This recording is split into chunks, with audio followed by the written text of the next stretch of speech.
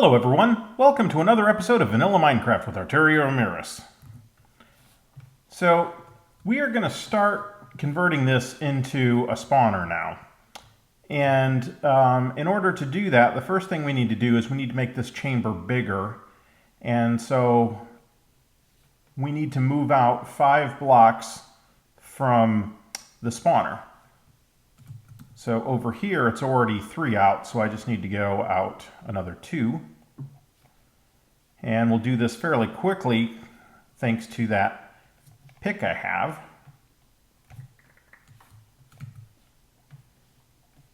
And the reason we want to do this is because of the way spawners work. They have a range around them that is the potential spawning area that they create. And it basically is 4 blocks in every dimension around them. And the reason we're doing 5 is because I want to line it something other than just regular stone. That way, if I'm mining through here or whatever, and I see the worked stone, the stone bricks, I know I need to stop whatever it is I'm doing. Okay, so that'll give me, oh, actually this side is a little different. This side I need to go one more. The spawners, when you first encounter them, I guess they're not always square and they're not always the same size. But that's okay. So that should give us 5 blocks.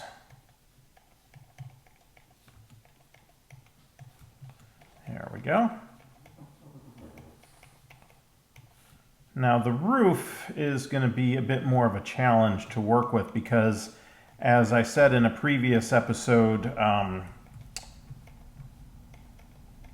the ocean is just a few blocks above us as far as I know. So we're going to do something that I hope will make that a little easier to deal with. And that's why I have glowstone here rather than just torches, because glowstone won't be washed away if we accidentally let water in here. Because I don't want it to suddenly get dark. All right, continuing on. This really goes very, very fast if you've got a good pick. So if you have the means, I highly recommend you pick one up.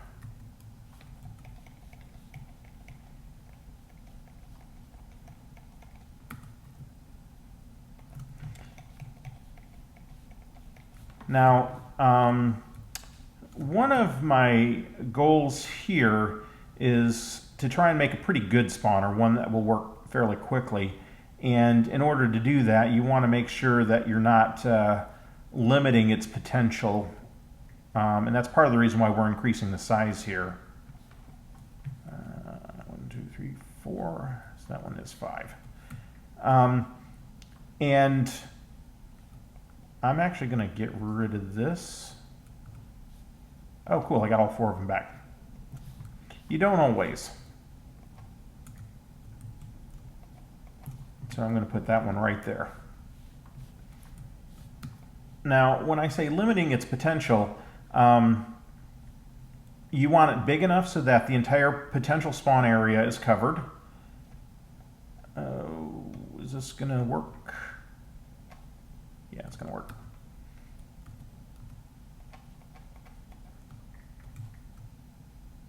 Uh-oh.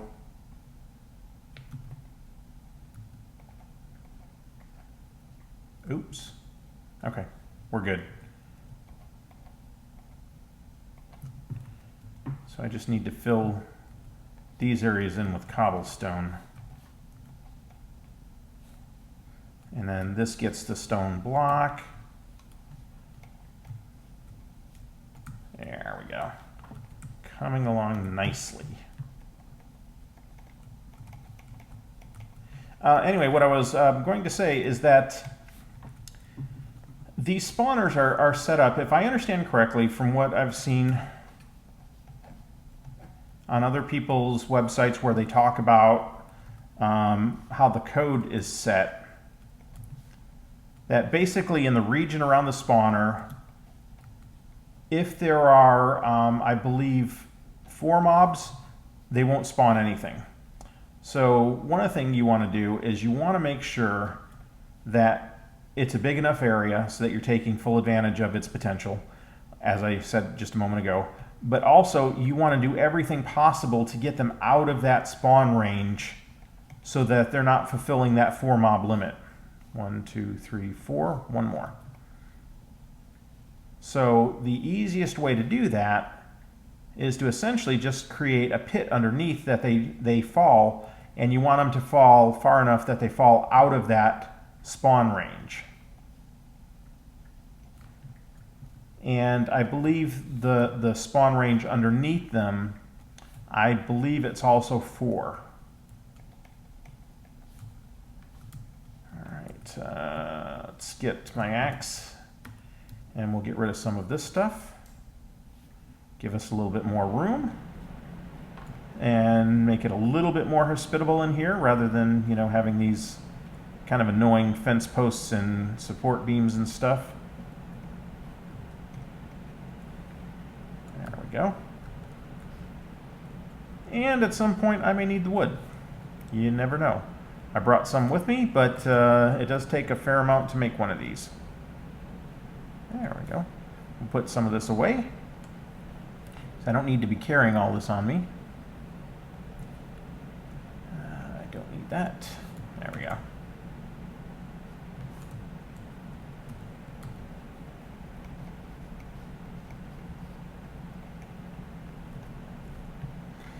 Just clear all of this away and make room for what I'm trying to do.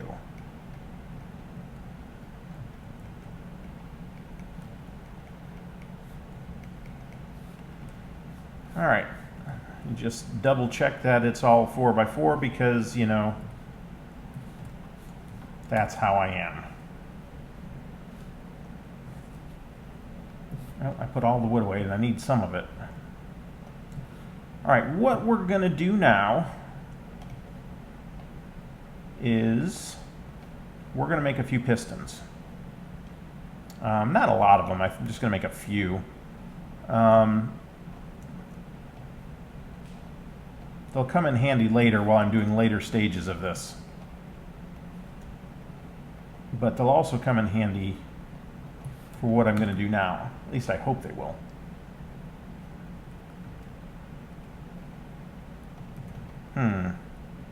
If I can figure out how to get them. Oh, okay, that's fine. I made 9 of them, right? I thought I made 9 of them.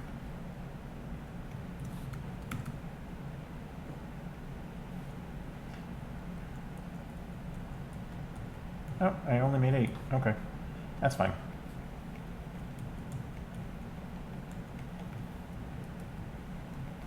Now, what I'm trying to do is I'm trying to raise the roof with as little work as possible since there's ocean above us. And I don't think it's very far above us.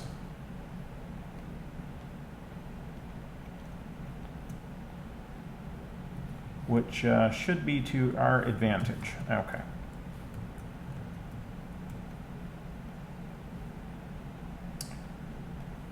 Oh, we may be further underground than I thought, because they didn't move at all, which means they have, all of them have at least 13 blocks on top of them. So that's a good thing.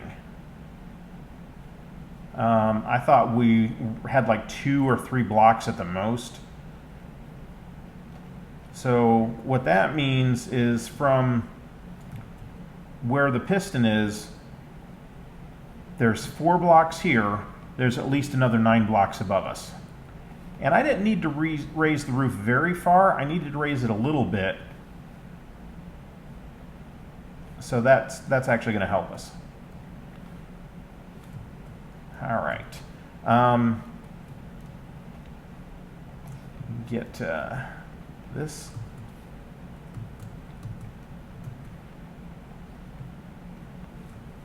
All right, so that's 3 blocks, and I want this to go up 2 more blocks on top of that.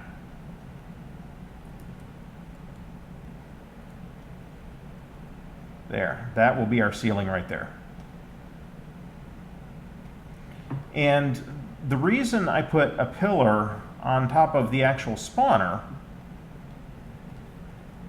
what that means is that no mobs will spawn on top of the spawner and just kind of hang out there. That's just a little trick. All of this is just kind of aimed at getting the maximum output possible from this spawner.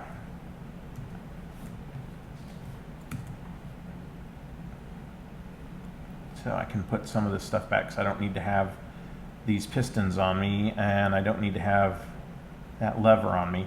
Now, eventually I will need pistons, but that's for something else, and it won't be until this is all done, so we won't even worry about that for now. It's basically part of the method for how you use a zombie spawner to create villagers.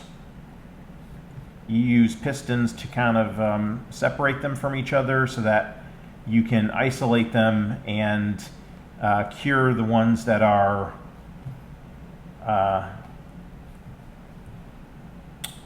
whale. Okay. It's fine, it's fine. We'll make it work.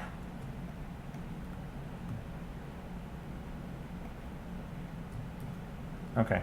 I was a little bit worried about the possibility of that, but that's okay.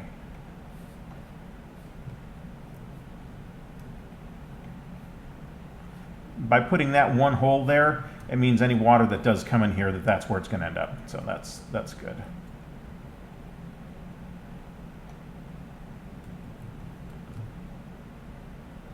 This will be a little bit more challenging, but it's still doable. The big problem is it's going to keep washing my torches away.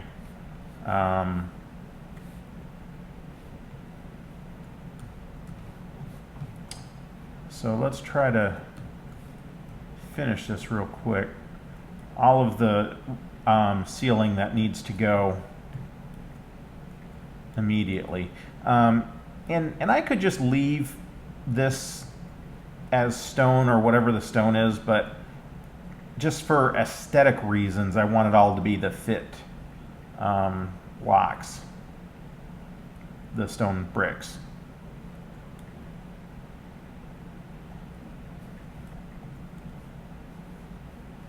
All right, so I'm going to assume that over most of this is going to be a layer of gravel on top of those other ones. Okay. So this may work out for the rest of it. It just seems to be on the other side of the room where the gravel is. Lower. And you know, that's interesting. The pistons didn't work. It seems like they should have.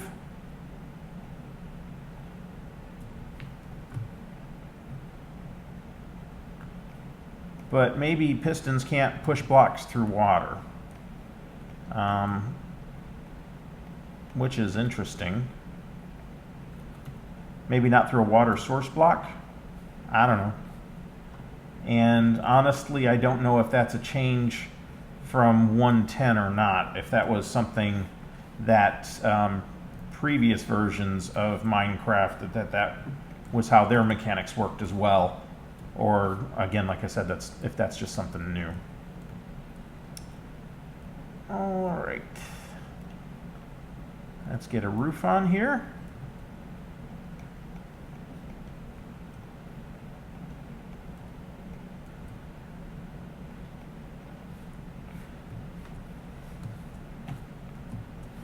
This will take just a few minutes here, and I'm going to need to go get some more blocks. Fortunately, I brought quite a few stacks with me.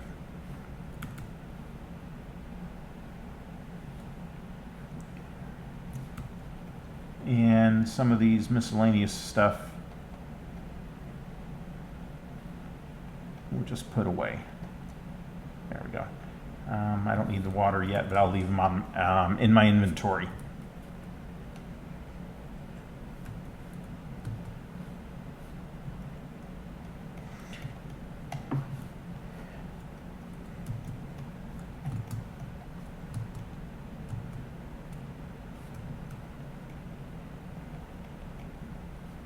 So now the trick here is you want to gather all of the zombies that fall into one space, and then you want the mechanism that you're using to do most of the work in damaging them. And the best way to do that is to use a water elevator to raise them up a certain height, and then you drop them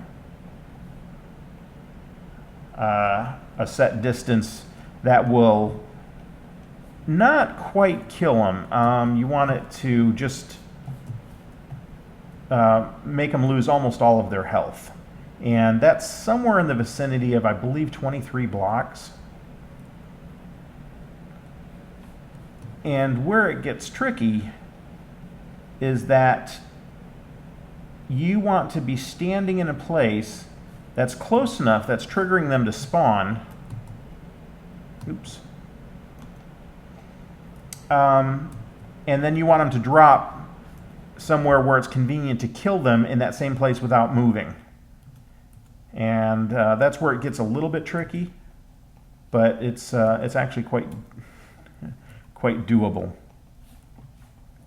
Now sometimes I get very, very fancy with these, and I actually like build lighting mechanisms into it so that you can turn the spawner off if you want.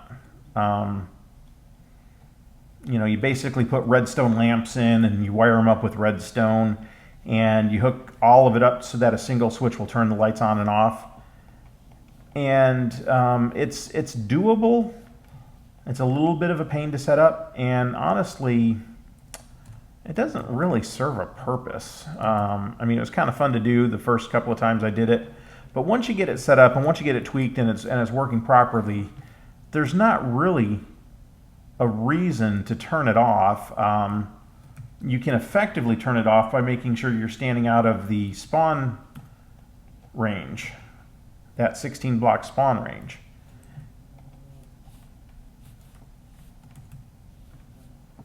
All right, and what I've done is I've counted out where 16 blocks is, and that's what that line right there represents. So this, if you stand over here, they won't spawn. If you stand here, they will. So anywhere along here, I could have the gathering area. Okay, so now that we've kind of cleared all that out, now we need to go down. Now, at a bare minimum, you need to go down deep enough that once the zombies fall, they can pass underneath the spawner. So that means you have to go down at least 2, but you really need to go down further than that to get them out of the spawn range. Otherwise, the spawner will inhibit itself. Every time it produces 4 zombies, as long as they're in the spawn area, it won't spawn anymore. So you want them out of that spawn area as quickly as possible. So this pit is going to need to be at least 6 blocks deep. And then parts of it will actually be deeper than that.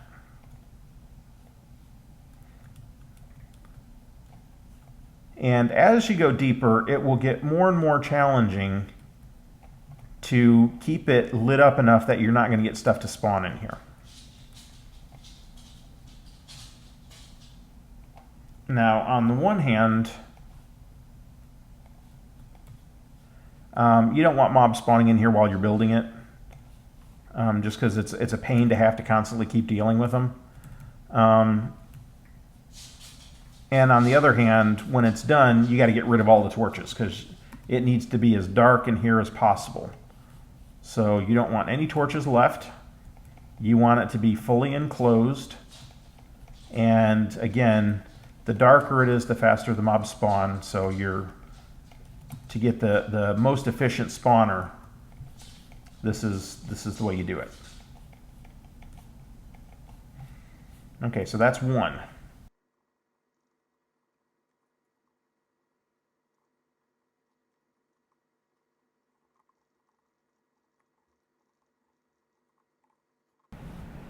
Okay, and we are back. So I've got most of this excavated out, and where I am now should be at a level 7 below there. So when I put a layer of rock here, that will mean there's a gap of 6 from the bottom of that down to here. Okay. I got a little lucky in that there was a little bit of a chamber underneath here. So I didn't have to dig all of it out manually. I just had to dig most of it out manually. And what I need to do is I'm going to put water here after I get the layer of rock, stone brick down. And that water is what will push the zombies where I want them. Okay. And once again, I'm out of stone brick. I brought 8 or 9 stacks with me, I don't remember which.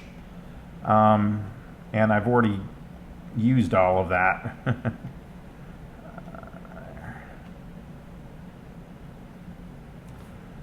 But I am cooking more, and I'm almost done cooking more.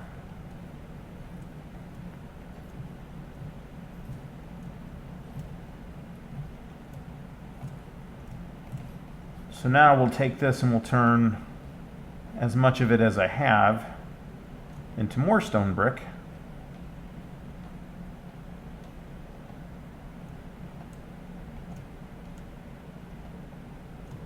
There we go. Yeah, I got the water with me.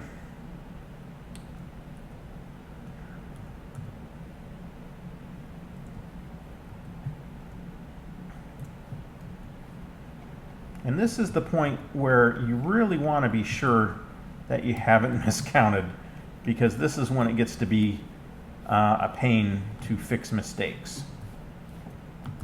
There we go. So we'll just get this floor down as quick as possible.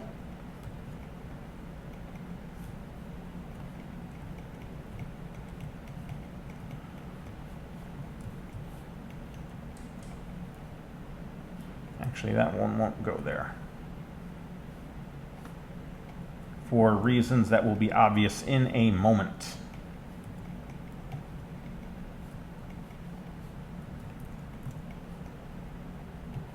Yep, same mistake. Let's get some torches here, because I don't want to have to mess around with zombies. It just makes it a little bit harder to have to deal with them while you're working. So anything you can do to limit that or prevent that is good. Now this is part of the chamber where they'll get gathered.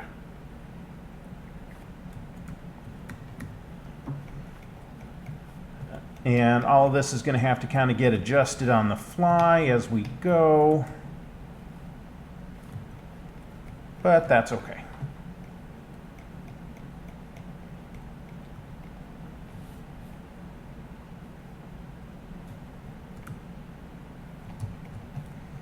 There we are.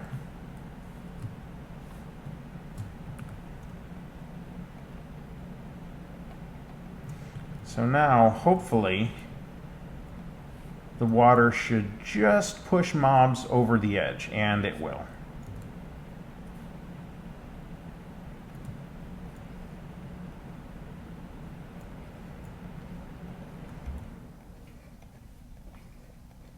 There we go. So now we should have perfect flow of water to push zombies over this edge.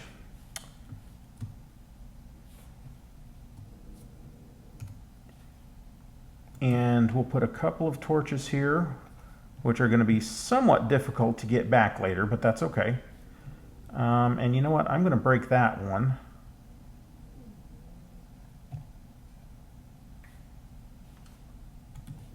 And I got lucky again. I got all 4 of them. All right, now, once the zombies fall in here, I need them all pushed this way. And to accomplish that,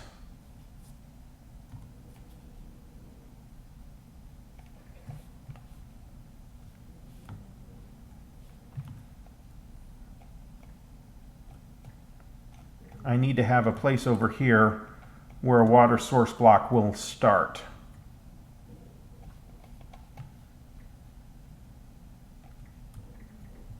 And this takes a little bit of trial and error for me because I can never remember exactly where this needs to be. But the idea is I want it far enough back that it'll drop one, and that drop will be enough to push them right through this wall here. This is where the rise chamber is going to be. And this is also where the problem is going to start because we have ocean above us, which means some of this is going to have to be done underwater, which I can do. I've done it before. It's just a bit of a pain. And again, I like to line everything with stone blocks so that I can tell where stuff that I've created is. So, oops. Some people may say I take this to extremes, and that's okay.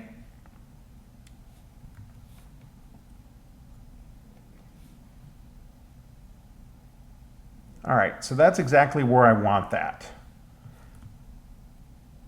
I want the water to push them right in here through that little chamber, and then I'm going to have the water elevator going up. And we'll talk about the water elevator probably in another episode because I think this one's running a little bit long. And I think we're going to stop here. But first, let's get this water part finished, and then we will have a natural stopping place. We'll move that torch, and we'll see if that's far enough. Nope, one too far.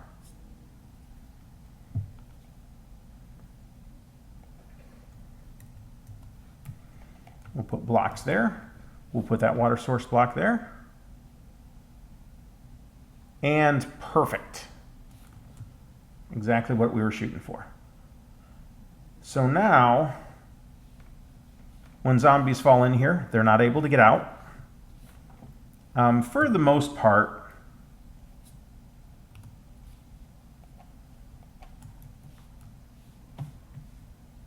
here, let me get out of here and drop a block and I'll explain. Oh, come on.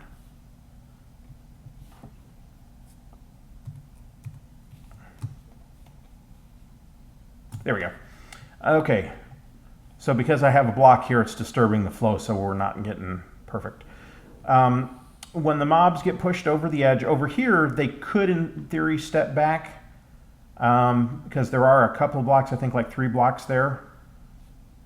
But for the most part, when they get pushed over the edge, they're going to get pushed over through that hole. They'll go up through the rise channel with the water elevator up to a height, and then they'll get pushed over and they'll get dropped right there somewhere to a killing area. That's how this is all going to work. And I think that will do it for now. In the next episode, I think we will talk about that rise chamber and how we're going to build that underwater. So thank you for watching. I hope you enjoyed the episode. If you did, it would be great if you could leave a like on it. If you haven't subscribed to the channel, please subscribe. And as always, if you have any questions or comments, leave them on YouTube. I will respond to them when I can. Thank you for watching. This is Arturio Emerys signing out.